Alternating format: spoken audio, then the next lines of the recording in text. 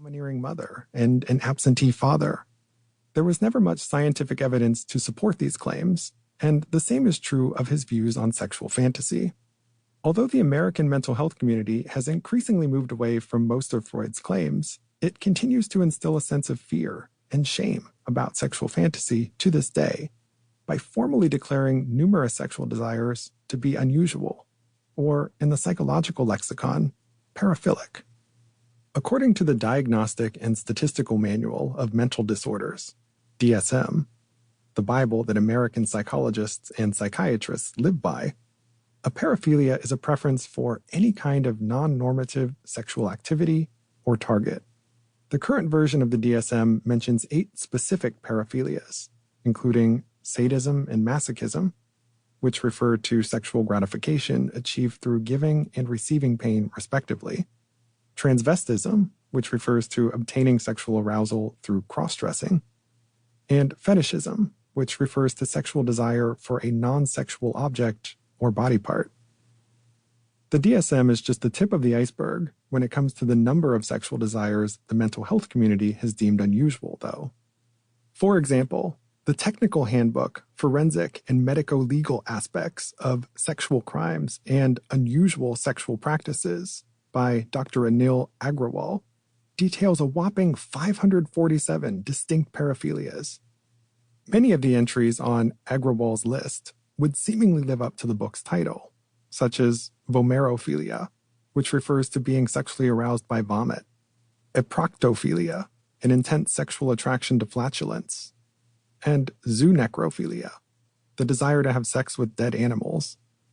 Others, however, don't sound out of the ordinary at all, such as coprolalia, which refers to sexual arousal derived from the use of obscene language, cytophilia, which refers to arousal from the use of food during sexual activity, and neophilia, which refers to sexual arousal stemming from novelty or change. Wait, what?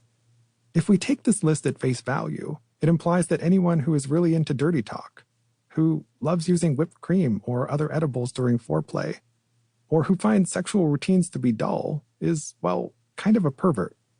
Really? The truth is that many of the entries on Agrawal's list, which also includes, gasp, desires for oral and anal sex, are actually very commonly desired and practiced behaviors. Some of the paraphilias listed in the DSM are too, such as the desire to mix pleasure and pain. Case in point, perhaps you've heard of the phenomenally popular book and film, 50 Shades of Grey?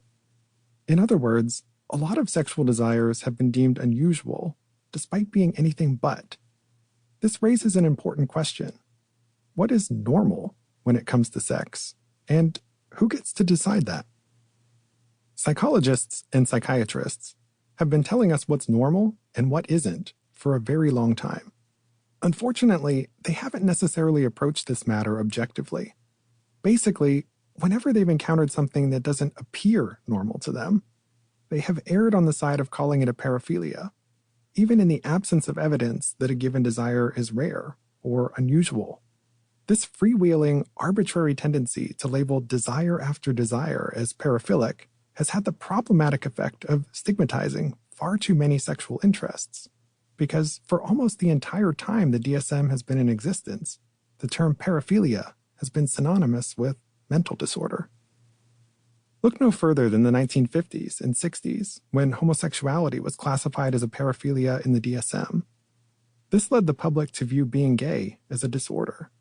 As long as homosexuality was considered a mental illness, what need was there for society to address gay rights? It's not far off to say that, at that time, granting workplace protections and marriage equality to gays would have been seen as tantamount to indulging the delusions of paranoid schizophrenics through legislative action.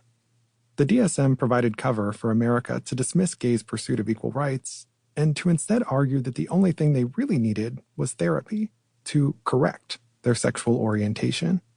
In other words, it allowed the country as a whole to say, the gays are the ones who need to change, not us. Taking homosexuality out of the DSM was therefore a truly significant event.